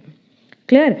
जब उनकी अर्जेंट नीड होती है पैसे की, तो उस पॉइंट ऑफ टाइम पे भले उनके पास जीरो बैलेंस हो बट स्टिल वो पैसे विड्रॉ कर सकते हैं। तो एक तरह से देखो ये क्या हो गया, it is a kind of bank loan, and इस बैंक लोन को उनको विद इन 3 मंथ्स रीपे करना होता है। क्यों? क्योंकि अगर आपके अकाउंट में नेगेटिव बैलेंस है तो आपको उसको विद इन 1 मंथ पे ऑफ करना होता है। ऐसा नहीं है कि वो नेगेटिव बैलेंस आता तो आप उसको नेगेटिव बैलेंस में छोड़ सकते हो। क्लियर? तो एक तरह से क्या हो गया, बैंक लोन, वो भी शॉर्ट टर्म। तो जब ये शॉर्ट टर्म है विद इन 3 मंथ्स, तो ये किसका पार्ट बन जाएगा, कैश एंड कैश इक्विवेलेंट का। क्लियर? क्योंकि वहाँ पे भी हमने ये चीज़ बताई थी कि हम एक ऐसे इन्वेस्टमेंट की बात करते हैं जो विद इन 3 मंथ मैच्योर कर जाए। तो होपफुली यहाँ पे ये पॉइंट तुम लोगों को क्लियर होगा कि क्या चीज़ें हम करंट लायबिलिटीज़ का पार्ट नहीं बनाते हैं। ओवरऑल अब समझो कि सिंपली हमने ये चीज़ बोला कि अगर हम लोग इनडायरेक्ट मेथड से कैलकुलेट करेंगे net cash flow from operating activities, तो सिंपली क्या करना कि नेट प्रॉफिट आफ्टर टैक्स से शुरू करना, इसमें वो सारे आइटम्स एडजस्ट कर देना जो नॉन कैश है, जो नॉन ऑपरेटिंग है और जो अबनॉर्मल आइटम्स हैं। क्लियर? अगर नॉन कैश एक्सपेंस है तो उसको ऐड करेंगे। क्यों ऐड करेंगे? क्योंकि पहले लेस किया था, और इनकम है तो लेस करेंगे। वैसे नॉन ऑपरेटिंग एक्सपेंस है तो ऐड करेंगे, और इनकम है तो लेस करेंगे क्योंकि नलीफाई करना है। अब नॉर्मल लॉस है तो ऐड करेंगे, अब नॉर्मल गेन है तो लेस करेंगे। इससे मेरे पास क्या आ जाएगा, ऑपरेटिंग प्रॉफिट। अब उस ऑपरेटिंग प्रॉफिट में बेसिकली वो बिफोर वर्किंग कैपिटल चेंजेस है, तो उसमें हम वर्किंग कैपिटल को एडजस्ट करेंगे। वर्किंग कैपिटल को कैसे एडजस्ट करेंगे हमने ये बता दिया। वर्किंग कैपिटल को एडजस्ट करने के बाद जो मेरा कैश फ्लो आएगा वो कौन सा कैश फ्लो होगा, फ्रॉम ऑपरेटिंग एक्टिविटीज। बट अभी इसमें टैक्स का एडजस्टमेंट नहीं हुआ होगा और एक्स्ट्रा ऑर्डिनरी आइटम्स का एडजस्टमेंट नहीं हुआ होगा। इन दोनों को एडजस्ट करने के बाद जो मेरे पास नेट कैश फ्लो आएगा वो कौन सा आएगा, ऑपरेटिंग एक्टिविटीज। होपफुली तुम लोग को ये पॉइंट क्लियर होगा। हमने टैक्स का पॉइंट भी डिटेल में समझा दिया, और डायरेक्ट मेथड और इनडायरेक्ट मेथड भी हमने डिटेल में समझा दिया कि डायरेक्ट मेथड में सिर्फ और सिर्फ चेंज होता है operating activity, as well as indirect method में भी ऑपरेटिंग पार्ट ही चेंज होता है। इसके अलावा अगर आप लोग देखोगे तो financing activity and investing activity दोनों में ही सेम होती है। अब नेक्स्ट पॉइंट पे चलेंगे जहाँ पे हम लोग इंटरेस्ट एंड डिविडेंड का कैलकुलेशन देखेंगे। तो सिंपली याद रखना कि अगर आपकी इंटरप्राइज फाइनेंशियल है, फाइनेंशियल मतलब जैसे अगर मान लो आप कोई फाइनेंशियल इंस्टीट्यूशन हो जो कि लोगों को पैसे देते हो। क्लियर? तो अगर आप पैसे दे रहे हो बेटा, तो इंटरेस्ट उस केस में आपके लिए क्या हो जाएगी, ऑपरेटिंग एक्टिविटीज़ का पार्ट हो जाएगा। क्यों हो जाएगा? क्योंकि अगर आप फाइनेंशियल इंस्टीट्यूशन हो या अगर आप बैंक हो, तो सिंपली आपका जो कोर बिजनेस है वो क्या है, पैसे का लेन देन। मतलब आप लोन दोगे और लोन लोगे, यही तो आपका काम है। तो लोन पे इंटरेस्ट पेड और इंटरेस्ट रिसीव्ड जो होगा वो फिर आपका क्या बन जाएगा, ऑपरेटिंग एक्टिविटी, क्योंकि ये आपके कोर बिजनेस से जनरेट हो रहा है। बट अभी तक हमने जितनी भी इंटरप्राइज ली थी वो कौन सी ली थी, नॉन फाइनेंशियल इंस्टीट्यूशन। और हमेशा यही मानते हैं एग्जाम में भी कि जो क्वेश्चन पूछा है वो नॉन फाइनेंशियल बिजनेस से रिलेटेड है। जैसे अगर मान लो हम फर्नीचर खरीद करके बेच रहे हैं, तो इसका मतलब क्या ये मेरी फाइनेंसिंग कंपनी है? नहीं। क्या यहाँ से लोगों को पैसे मिलेंगे या लोन मिलेंगे? नहीं मिलेंगे। तो ये कैसी इंटरप्राइज हो गई, नॉन फाइनेंशियल। नॉन फाइनेंशियल में हमने बोला था कि इंटरेस्ट अगर पे करें तो वो फाइनेंसिंग एक्टिविटी है, डिविडेंड पे करें तो फाइनेंसिंग एक्टिविटी है, और इंटरेस्ट डिविडेंड मिल रहा है तो इन्वेस्टिंग एक्टिविटीज़ हैं। Clear? But if in case मान लो आपकी फाइनेंशियल इंटरप्राइज है, तो उस केस में याद रखना कि इंटरेस्ट आप पे करो या रिसीव करो, बेसिकली ये लोन पे होगा जो आप लेन देन कर रहे हो, तो उसको हम ऑपरेटिंग एक्टिविटीज़ का हिस्सा बनाते हैं। वैसे अगर आपको डिविडेंड मिल रहा है तो डिविडेंड भी आपके लिए क्या हो जाएगा, ऑपरेटिंग एक्टिविटी का पार्ट होगा। बट अगर आप डिविडेंड पे कर रहे हो अपनी कंपनी के शेयर्स डिबेंचर्स पे, तो नो डाउट वो अभी भी क्या होगा, फाइनेंसिंग एक्टिविटी का ही पार्ट होगा। क्लियर? अब नेक्स्ट देखो, यहाँ पे हम कई सारे लेजर्स बना करके बता रहे हैं, क्योंकि कैश फ्लो जब हम लोग बनाते हैं ना, तो कैश फ्लो स्टेटमेंट में मोस्ट ऑफ द टाइम ऐसा होता है कि बहुत सारी फिगर्स आपके पास मिसिंग होती हैं। तो with the help of ledgers वो हम फाइंड आउट करते हैं। जैसे इफ इन केस मान लो हम इनडायरेक्ट मेथड यूज़ कर रहे हैं। क्लियर? ऑपरेटिंग एक्टिविटीज़ को कैलकुलेट करने के लिए। बट इफ़ इन केस मान लो मेरे पास नेट प्रॉफिट नहीं है बेटा, तो फिर हम कैसे स्टार्ट करेंगे? उस केस में हम लोग पीएल एप्रो की हेल्प लेते हैं। तो नेट प्रॉफिट की फिगर फाइंड आउट करने के लिए हम क्या बनाएंगे बेटा? PL appro. अब देखो हम लोग क्या करते हैं कि नेट प्रॉफिट फाइंड आउट करते हैं, बट ये जो नेट प्रॉफिट है ना बेटा, ये दो लोगों के लिए होता है। एक तो होता है शेयर होल्डर्स के लिए और एक होता है कंपनी के लिए। शेयर होल्डर्स को ये किस फॉर्म में मिलता है? In the form of dividend. But company क्या करती है? कंपनी को मिलता है रिटेन्ड अर्निंग के फॉर्म में, क्योंकि इस नेट प्रॉफिट में दो ही लोगों का हिस्सा होता है कंपनी में, एक शेयर होल्डर्स का और एक कंपनी का। क्लियर? तो हम लोग जनरली करते क्या है ना कि जब हम लोग ये पीएल बनाते हैं, यहाँ हमने लिखा नेट प्रॉफिट, बट इस नेट प्रॉफिट में से क्या हम डिविडेंड एडजस्ट करते हैं? नहीं। क्या हम कोई रिजर्व्स एडजस्ट करते हैं? नहीं। क्या रिटेन्ड अर्निंग एडजस्ट करते हैं? नहीं। तो वही चीज़ यहाँ पे हम बता रहे हैं कि देखो पीएल एप्रो कैसे बनाएंगे। देखो जो हमारा ओपनिंग बैलेंस है पीएल का वो लिखेंगे और जो क्लोजिंग बैलेंस है वो यहाँ लिखेंगे। जितना भी डिविडेंड डिक्लेयर्ड हुआ है ड्यूरिंग द ईयर उसको माइनस करेंगे, जितना पैसा हमने रिजर्व्स में ट्रांसफर किया उसको माइनस करेंगे, प्रीमियम में ट्रांसफर किया उसको माइनस करेंगे। मतलब इन शॉर्ट क्या है, ये शेयर होल्डर्स के लिए पैसा हो गया और ये कंपनी के लिए हो गया। और फिर मेरे पास जो बैलेंस बचेगा वो क्या बैलेंस होगा? करंट ईयर का नेट प्रॉफिट और प्रॉफिट आफ्टर टैक्स। क्लियर? अब देखो इसको हम टी फॉर्मेट में बना करके बताते हैं। अगर मान लो ये मेरे पास आ रहा है ना नेट प्रॉफिट आफ्टर टैक्स, तो ये कैरेट डाउन है। फिर हम लोग क्या करते हैं, इसी नेट प्रॉफिट को ब्रॉड डाउन करते हैं। इसमें से हम डिविडेंड का पेमेंट करते हैं या डिविडेंड जितना भी डिक्लेयर किया उसको लेस करते हैं, जितना भी रिजर्व्स में ट्रांसफ़र करना है उसको दिखाते हैं और फिर हम अपने नेट प्रॉफिट का फाइनल बैलेंस दिखाते हैं। क्लियर? तो मेरे पास क्वेश्चन में ये क्लोजिंग बैलेंस दिया था, रिजर्व्स मान लो दिया है, डिविडेंड दिया हुआ है और मान लो पिछले साल का कुछ पीएल का बैलेंस है वो भी दिया हुआ है। तो ये सारी चीज़ें अगर दी हैं तो क्या हम नेट प्रॉफिट ब्रॉड डाउन वाला बैलेंस कैलकुलेट कर सकते हैं? हाँ कर सकते हैं। तो बस वही चीज़ देखो ना हमने घुमा करके की है कि पीएल एप्रो का मतलब ये जो लास्ट ईयर का बैलेंस है वो हमने लिखा और करंट ईयर का जो फाइनल बैलेंस है वो लिखा। बट ये क्या है? Net profit, profit after tax. इसमें से दो चीज़ें जाती हैं, एक शेयर होल्डर्स को पैसा जाता है और एक कंपनी को पैसा जाता है। तो ये शेयर होल्डर के लिए हो गया और ये कंपनी के लिए हो गया। क्लियर? और यहाँ डिविडेंड पेड नहीं, प्लीज़ ये करेक्शन कर लेना कि ये डिविडेंड डिक्लेयर्ड है।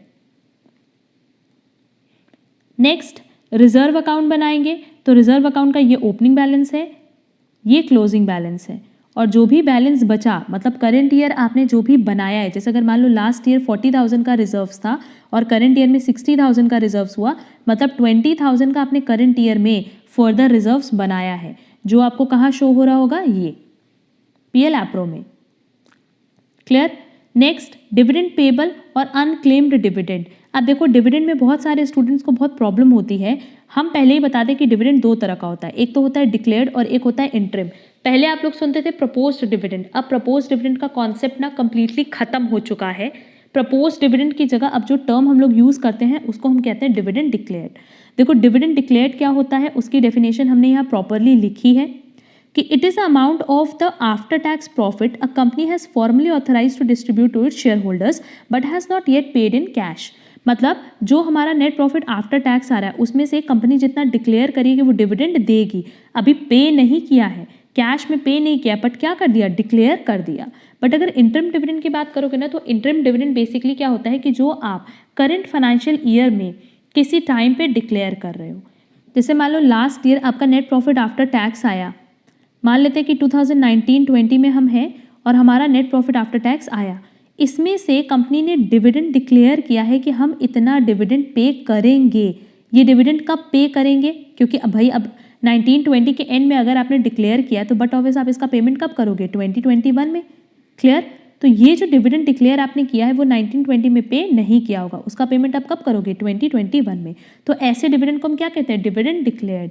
बट इफ इन केस मान लो इंटरिम डिविडेंड की बात करते हैं ना बेटा, तो इंटरिम डिविडेंड क्या होता कि 2019-20 में ही, लेट्स से मई 2019 में ही इसकी अनाउंसमेंट करते और मई 2019 में ही इसका पेमेंट कर देते। तो इंटरिम डिविडेंड वो डिविडेंड होता है जो करंट ईयर में डिक्लेयर होता है और करंट ईयर में ही पे हो जाता है। बट डिविडेंड डिक्लेयर वो होता है जो करंट ईयर में डिक्लेयर होता है पर उसका पेमेंट कब होता है? नेक्स्ट ईयर में। क्लियर? तो देखो हमने यहाँ पे वही चीज़ लिखी है कि डिविडेंड डिक्लेयर एक ऐसा अमाउंट है जो कि कंपनी ऑथराइज्ड होती है कि अपने शेयर होल्डर्स को बांटेगी, पर वो पे नहीं करती करंट ईयर में।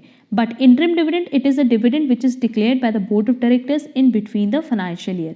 ये डिक्लेयर ही कब करती है? In between the financial year, कि करंट ईयर के बीच में ही किसी दिन कंपनी को अगर ऐसा लगता है कि वो बहुत ज़्यादा प्रॉफिट अर्न कर रही है तो वो उसी टाइम डिविडेंड दे देती है। किसको? शेयर होल्डर्स को। Dividend paid should be classified as cash flow from financing activity, ये तो हमने पहले भी बताया है। बट इंटरिम डिविडेंड के लिए क्या? It becomes due and is also paid during the year itself, thus it is firstly added in net profit and then deducted from financing activities. But ultimately ये किसका पार्ट है? Ultimately ये financing activities का ही part है। चाहे आप dividend declare की बात करो, चाहे आप इंटरिम डिविडेंड की बात करो, ये दोनों ही किसका पार्ट है बेटा? फाइनेंसिंग एक्टिविटीज का, क्योंकि दोनों में ही क्या हो रहा है? Dividend paid. क्लियर? बट यहाँ सबसे बड़ा डिफरेंस क्या है कि अगर डिविडेंड डिक्लेयर्ड की बात करें, हमने क्या बोला? हम कौन से ईयर में? 2019-20 में। तो 2018-2019 में जो डिविडेंड डिक्लेयर हुआ होगा उसको आप पे कब करोगे बेटा? 2019-20 में। बट अगर मान लो 2019-20 में आपने इंटरिम डिविडेंड बोला तो इंटरिम डिविडेंड आप उसी साल पे भी कर दोगे। क्लियर? तो ये जो डिविडेंड डिक्लेयर्ड लास्ट ईयर हुआ उसका पेमेंट आप कब करोगे? Current year. और इंटरिम डिविडेंड करंट ईयर में ही डिक्लेयर करोगे और करंट ईयर में ही इसका पेमेंट भी कर देते हो। तो वही चीज़ हमने यहाँ पे लिखी है कि डिविडेंड डिक्लेयर, क्योंकि ये सिर्फ आप पिछले साल डिक्लेयर करते हो और पेमेंट नेक्स्ट ईयर करते हो, तो इसको हमने नाम दिया डिविडेंड डिक्लेयर्ड का। अदरवाइज हम इसको क्या नाम देते हैं? इंटरिम डिविडेंड का, जो करंट ईयर में ही डिक्लेयर होकर करंट ईयर में ही पे हो जाती। बट स्टिल दोनों ही डिविडेंड पेड के फॉर्म में आएगा। डिविडेंड डिक्लेयर्ड लास्ट ईयर का करंट ईयर में क्या बन जाएगा? Dividend paid. और इंटरिम डिविडेंड ऑलरेडी क्या है? Dividend paid. तो ये दोनों ही मेरे लिए क्या हो गई? Financing activities. क्लियर? तो देखो हमने यहाँ पे डिविडेंड पेबल और अनक्लेम्ड डिविडेंड का एक लेजर बनाया है कि लास्ट ईयर का बैलेंस है और ये करंट ईयर का बैलेंस है। अब लास्ट ईयर का बैलेंस आप कब पे करोगे बेटा? करंट ईयर में करोगे। और जो करंट ईयर का बैलेंस था वो तो आपने इसी साल डिक्लेयर ही किया है। हमने ये चीज़ बोला कि ये लास्ट ईयर का हमारा डिविडेंड है। Let's say last year company ने डिविडेंड डिक्लेयर किया था 20,000 और करंट ईयर में डिविडेंड डिक्लेयर किया गया है 30,000। तो आप करंट ईयर में पेमेंट किसका करोगे? इस 30,000 का नहीं, ये तो डिविडेंड डिक्लेयर है, तो इस 20,000 का आप करंट ईयर में पेमेंट करोगे। क्लियर? और ये जो 30,000 है वो आपके क्लोजिंग बैलेंस में इस साल के अंत में दिख रहा होगा। क्यों? क्योंकि ये डिविडेंड पेबल है, डिविडेंड डिक्लेयर्ड है। बट अगर ये इंटरिम डिविडेंड होता तो क्या इंटरिम डिविडेंड के लिए इस तरह का अकाउंट बनाने की ज़रूरत थी? नहीं, इंटरिम डिविडेंड के लिए इस तरह का कोई भी अकाउंट बनाने की ज़रूरत नहीं, क्योंकि इंटरिम डिविडेंड इस साल आप डिक्लेयर करते हो और इसी साल आप उसका पेमेंट भी कर देते हो। तो इफ़ इन केस मान लो इस साल 20,000 डिक्लेयर होता तो इसी साल 20,000 का पेमेंट भी हो जाता। बट डिविडेंड पेबल और डिविडेंड डिक्लेयर्ड में जनरली ऐसा नहीं होता। जो लास्ट ईयर आप डिक्लेयर करते हो वो आप करंट ईयर में पे करते हो और जो करंट ईयर डिक्लेयर करते हो वो आप नेक्स्ट ईयर पे करते हो। क्लियर? तो यहाँ हम लिखे कि ये लास्ट ईयर का है, ये भी लास्ट ईयर का है, बट ये पेमेंट कब हो रहा है? इन करंट ईयर। और ये डिविडेंड डिक्लेयर्ड कब का है? करंट ईयर का। बट ये कब पे होगा? In next year. क्लियर? तो होपफुली ये पॉइंट तुम लोग को समझ में आया होगा डिविडेंड पेबल और डिविडेंड डिक्लेयर्ड का, क्योंकि बहुत बार ना हम देखें तुम लोग इसमें कंफ्यूज हो जाते हो कि डिविडेंड डिक्लेयर्ड क्या और इंटरिम डिविडेंड क्या। अगर इसका कॉन्सेप्ट समझ में आया होगा तो ये टॉपिक बहुत ही ईजिली तुम लोग को समझ में आ जाएगा कि हमने किस तरीके से ये अकाउंट बनाया है। अब नेक्स्ट देखो प्रोविजन फॉर टैक्स। ये भी हमने ऊपर बहुत अच्छे से समझाया कि लेट्स से अगर लास्ट ईयर का बैलेंस 30,000 है तो बट ऑब्वियस आपने लास्ट ईयर का टैक्स लास्ट ईयर तो पे किया नहीं होगा, क्योंकि लास्ट ईयर तो आपने बुक्स क्लोज कर दी। उसका पेमेंट आप कब करते हो बेटा? करंट ईयर में। और जो करंट ईयर का प्रोविजन आपने बनाया है उसको आप कब पे करते हो? Next year. तो देखो हमने यही लिखा है कि ये ओपनिंग बैलेंस है, ये क्लोजिंग बैलेंस है। इस साल आप कौन सा पेमेंट करोगे? जो लास्ट ईयर का बैलेंस था। और जो इस साल का पीएल आपने प्रोविजन बनाया है टैक्सेशन का वो आप कहाँ दिखा रहे होगे? क्लोजिंग बैलेंस में, क्योंकि ये आप नेक्स्ट ईयर पे करने वाले हो। क्लियर? तो जब हमें net profit before tax calculate करना होता है तो उसमें हम ये ऐड ऑन करते हैं और एकदम लास्ट में हम बैंक अकाउंट जो हमने पेमेंट किया है उसको माइनस करते हैं। Next fixed asset account most of the time हमें बनाने की जरूरत पड़ती है। और ये मत पूछना कि ये सारे लेजर्स कब बनाने हैं। ये लेजर्स आप डायरेक्ट मेथड में भी बना सकते हो, इनडायरेक्ट मेथड में भी बना सकते हो। बस ये होता है कि क्वेश्चन की क्या रिक्वायरमेंट है, किस क्वेश्चन में किस बैलेंस की ज़रूरत है। अब देखो फिक्स्ड एसेट अकाउंट हम दो तरीके से बनाते हैं, ग्रॉस मेथड, नेट मेथड। अगर क्वेश्चन साइलेंट है तो हम प्रेफर करेंगे नेट मेथड, बट अगर क्वेश्चन में लिखा है ग्रॉस मेथड से बनाने के लिए तभी हम सिर्फ ग्रॉस मेथड यूज़ करेंगे। अब देखो ग्रॉस मेथड होता क्या है, जब हम अपने फिक्स्ड एसेट को किस पे दिखा रहे हैं, एट कॉस्ट, और डेप्रिसिएशन के लिए हमने प्रोविजन फॉर डेप्रिसिएशन अकाउंट बनाया है। बट अगर हम नेट मेथड यूज़ करें ना बेटा, तो फिक्स्ड एसेट में हम एट कॉस्ट नहीं दिखा करके एट WDV दिखाते, क्योंकि इसमें हम डेप्रिसिएशन भी दिखाएंगे। तो देखो हमने क्या किया है, ओपनिंग बैलेंस दिखाया है, ये क्या किया है, क्लोजिंग बैलेंस है। अच्छा, ड्यूरिंग द ईयर क्या हुआ होगा, फिक्स्ड एसेट आपने परचेज किया होगा या सेल किया होगा। तो अगर परचेज करेंगे तो आपके पास से पैसा जाएगा, और एंट्री क्या होती है, फिक्स्ड एसेट आया और कैश और बैंक गया। तो एंट्री देखो हमने लिखा है फिक्स्ड एसेट टू कैश और बैंक परचेजेस, और अगर बेचा तो पैसा आएगा तो बाई कैश और बैंक सेल।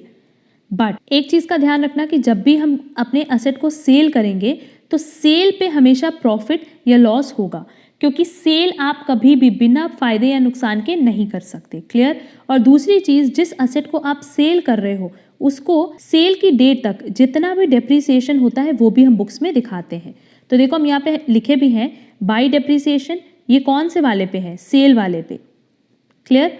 अब सेल करने पे अगर लॉस हुआ तो उसको हम बाई साइड दिखाएंगे, by loss on sale of fixed asset, और अगर प्रॉफिट हुआ तो to profit on sale of fixed asset. Clear. इसमें एक और चीज़ मेरी छूट गई, यहाँ पे हम लिखेंगे बाई डेप्रिसिएशन, और ये वाला कौन सा डेप्रिसिएशन होगा बेटा, लेट्स से मेरे पास जो बैलेंस था वो था 40,000, ड्यूरिंग द ईयर हमने जो एसेट परचेज किया वो है 20,000 का, और ड्यूरिंग द ईयर जो हमने एसेट बेचा वो है 20,000 का। तो 20,000 पे डेप्रिसिएशन तो हम दिखा दे रहे, पर इस 40,000 पे डेप्रिसिएशन हम कहाँ दिखाएंगे, इस डेप्रिसिएशन इस वाले बैलेंस में। क्लियर। और लास्ट में मेरे पास क्या बच जाएगा, क्लोजिंग बैलेंस। तो देख लो हम एक छोटा सा एग्जांपल लेते हैं कि लेट्स से मेरे पास जो ओपनिंग बैलेंस है एसेट का वो है 40,000, ड्यूरिंग द ईयर हमने परचेज किया 20,000, ड्यूरिंग द ईयर हमने सेल किया, सेल प्राइस है 24,000 की, और हम सेल करें एक ऐसे असेट को जिसकी बुक वैल्यू कितनी थी, 20,000। डेप्रिसिएशन का लेट से रेट है 10%। क्लियर। तो देखो ओपनिंग बैलेंस मेरे पास कितना है बेटा, 40,000, 20,000 का हमने एसेट परचेज किया, 24,000 का हमने बेचा। ये जो 24,000 का बेच रहे हैं इसकी बुक वैल्यू कितनी थी, 20,000 की थी, तो इस पे 10% का डेप्रिसिएशन कितना लग जाएगा, 2,000। क्लियर। इसका मतलब 20,000 पे अगर 2,000 का डेप्रिसिएशन लगा तो बचा कितना, 18,000, और 18,000 को हमने बेचा कितने पे, 24,000 पे, तो इसका मतलब मेरा 6,000 का क्या हो गया, फायदा। वो फायदा हम कहाँ दिखाएंगे, टू साइड। रिमेनिंग 40,000 पे हम दिखाएंगे बाई डेप्रिसिएशन, कितना, सीधे सीधे 10%, 4,000 का, और जो बैलेंस बचेगा वो यहाँ दिखा देंगे। क्लियर। तो ये सिंपली हमने क्या बनाया, फिक्स्ड एसेट अकाउंट बनाया। और fixed asset account most of the question में आपको बनाना पड़ेगा, क्यों, क्योंकि जब आप फिक्स्ड एसेट बनाओगे, फिक्स्ड एसेट अकाउंट बनाओगे तो आपको ये पता चलेगा कि ड्यूरिंग द ईयर कितना प्रोसीड्स आया है फ्रॉम सेल ऑफ असेट्स और कितना प्रोसीड्स आया है फ्रॉम परचेज ऑफ असेट। तो ये बेसिकली ये जो कैश की आइटम है, हमें तो कैश फ्लो स्टेटमेंट में यही आइटम चाहिए, बट जब तक आप फिक्स्ड एसेट अकाउंट बनाओगे नहीं तब आपके पास इन दोनों की प्रॉपर इन्फॉर्मेशन नहीं कलेक्ट हो पाएगी। तो आप जनरली देखोगे कि इन दोनों में से ही कोई बैलेंसिंग फिगर होता है, बट स्टिल आपको फिक्स्ड एसेट अकाउंट बनाना होगा। क्लियर। दूसरा तरीका जो हमने ग्रॉस मेथड अकाउंट बनाया है, ये सीधे सीधे किस पे बेटा, कॉस्ट पे है। तो जब कॉस्ट पे है इसका मतलब डेप्रिसिएशन हम यहाँ इंक्लूड नहीं करेंगे। ओपनिंग बैलेंस किस पे दिखाएंगे, कॉस्ट पे, और क्लोजिंग बैलेंस भी किस पे दिखाएंगे, कॉस्ट पे। जितना खरीदा टू साइड, जितना बेचा बाई साइड। जो बेचा उस पे जो डेप्रिसिएशन है वो तो हम यहाँ दिखा दे रहे हैं, और जो प्रॉफिट लॉस है वो दिखा दे रहे हैं, बट जो रिमेनिंग असेट है उस पे हम डेप्रिसिएशन कहाँ दिखाएंगे, प्रोविजन फॉर डेप्रिसिएशन अकाउंट में। ये प्रोविजन फॉर डेप्रिसिएशन का ओपनिंग बैलेंस है, ये क्लोजिंग बैलेंस है। जितना असेट हमने बेचा है उस पे जो डेप्रिसिएशन चार्ज हुआ उसको हमने यहाँ दिखाया, और ड्यूरिंग द ईयर जितना डेप्रिसिएशन लगना है उसको यहाँ दिखाएंगे। कैसे, ये भी देख लो। देखो पहली एंट्री होती है जो नॉर्मल एंट्री होती है विदाउट प्रोविजन, वो होती है डेप्रिसिएशन टू फिक्स्ड एसेट, तो इसमें तो कोई दिक्कत नहीं है। बट इफ इन केस मान लो हम प्रोविजनिंग कर रहे हैं तो हम क्या करते हैं, depreciation to provision for depreciation, क्योंकि हम प्रोविजन मतलब जहाँ पे सारा का सारा डेप्रिसिएशन इकट्ठा कर रहे हैं, और करंट ईयर का जो डेप्रिसिएशन आया उसको कहाँ ट्रांसफर कर देते हैं, पीएल अकाउंट में, यही करते हैं। तो लेट्स से डेप्रिसिएशन नलीफाई हो गया, तो एंट्री क्या बची, PL to provision for depreciation, कि करंट ईयर का PL to provision for depreciation, की करंट ईयर का जो डेप्रिसिएशन है उसको हम लोग कहाँ दिखाएंगे, प्रोविजन फॉर डेप्रिसिएशन में मान लो आज तक जो डेप्रिसिएशन लगा है वो है 40,000, करंट ईयर में जो डेप्रिसिएशन लगना है वो है 4,000। तो ये इकट्ठा करके ही तो दिखाते हैं। क्लियर? जो असेट हमने बेचा है उस पे मान लो डेप्रिसिएशन लग चुका था 2,000, तो वो इस बैलेंस में इंक्लूडेड था, तो उसको हम क्या करेंगे, एक्सक्लूड कर देंगे और मेरे पास क्लोजिंग बैलेंस बचेगा प्रोविजन फॉर डेप्रिसिएशन का 42,000। तो दोनों ही तरीके से हम फिक्स्ड एसेट अकाउंट बना सकते हैं, बट किसी भी मेथड से बनाओ हमें फिगर कौन सी चाहिए, सेल और परचेज की, जो बेसिकली कैश में हो रहा है या बैंक में हो रहा है, हमें सिर्फ और सिर्फ उसकी फिगर चाहिए होती है और किसी की फिगर नहीं चाहिए होती। क्लियर? और देखो एग्जाम में most of the time mention नहीं होता है, तो आपको कौन सा मेथड यूज करना है, सिंपल नेट मेथड यूज करेंगे, ग्रॉस मेथड यूज करने की जरूरत नहीं है, क्योंकि अल्टीमेटली बहुत ही ईजिली हम फिगर इसे फाइंड आउट कर सकते हैं। अब देखो इसमें ना कुछ नोट्स पे हमने लिखा है कि बहुत बार ये नहीं लिखा होता कि किस दिन आपने असेट को सेल या परचेज किया है, तो हम हमेशा मानते हैं कि साल की शुरुआत में, अगर क्वेश्चन साइलेंट है तो हमेशा ये मानना कि साल की शुरुआत में that is first day of year cell और परचेज हुआ है और उसी के अकॉर्डिंग डेप्रिसिएशन चार्ज करना। नेक्स्ट, परचेज हमेशा कैश फॉर्म में ही हो, कोई ज़रूरी नहीं है। कई बार क्या होता है ना कि आप ये कहते हो वेंडर से कि हम आपसे असेट परचेज कर रहे हैं और बदले में अपने कंपनी का शेयर्स इशू कर दे रहे हैं। क्लियर? तो उस केस में बेटा यहाँ जो हमने परचेज में कैश बैंक दिखाया है उस केस में यहाँ क्या हो जाएगा, शेयर कैपिटल। क्लियर? बट क्या फिक्स्ड असेट जब हम परचेज किए हैं with the help of share capital, तो उस केस में क्या मेरे पास कोई पैसा आया या पैसा गया? नहीं।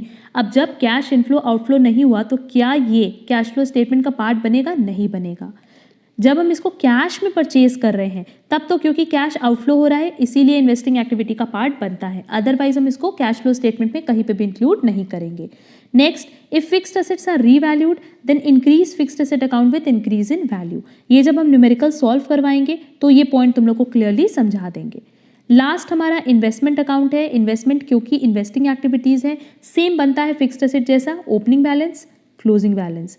ड्यूरिंग द ईयर अगर हमने परचेज किया तो to bank, during the year अगर मैंने सेल किया तो बाई बैंक। और हमेशा याद रख के अगर आपने अपना कोई भी इन्वेस्टमेंट या असेट बेचा है तो हमेशा प्रॉफिट या लॉस तो होता ही है। तो प्रॉफिट हुआ तो टू साइड दिखा देना, लॉस हुआ तो बाई साइड दिखा देना। बट ये इन्वेस्टमेंट अकाउंट में अगेन हम किसके लिए बना रहे हैं, परचेज और सेल के लिए, क्योंकि कैश फ्लो स्टेटमेंट में आप सिर्फ वो आइटम दिखाते हो जिसमें एक्चुअल में कैश आउटफ्लो हुआ या कैश इनफ्लो हुआ। क्लियर? अब यहाँ देखो, यहाँ पे मेरा सारा कॉन्सेप्ट खत्म हो गया related to cash flow statement. उम्मीद करते हैं कि यहाँ तक आपको सारे के सारे टॉपिक्स क्लियर हुए होंगे कि क्या फॉर्मेट है, किस तरीके से डायरेक्ट मेथड में हमारा कैश फ्लो स्टेटमेंट बनता है और किस तरह से इनडायरेक्ट मेथड में बनता है। अब नेक्स्ट क्लास में, यहाँ से तो आपका हमने पूरा कॉन्सेप्ट क्लियर किया है, बट नेक्स्ट क्लास में अभी इसकी हमें फर्दर 3 और क्लास अपलोड करनी है। फर्स्ट क्लास रिलेटेड होगी जहाँ हम कुछ क्वेश्चंस करवाएंगे कि वो कौन सी एक्टिविटी से रिलेटेड है, either operating activity, financing activity और इन्वेस्टिंग एक्टिविटी। एक क्लास हम अपलोड करेंगे जहां हम इसके ओवरऑल 100 MCQs डील करेंगे।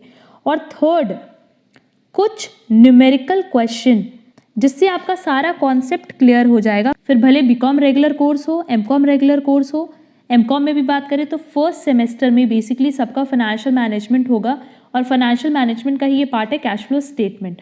तो हम उसमें से कुछ न्यूमेरिकल तुम लोग को सॉल्व करवा देंगे सो दैट तुम लोग को ये पूरा कॉन्सेप्ट एक बार क्लियर हो जाए।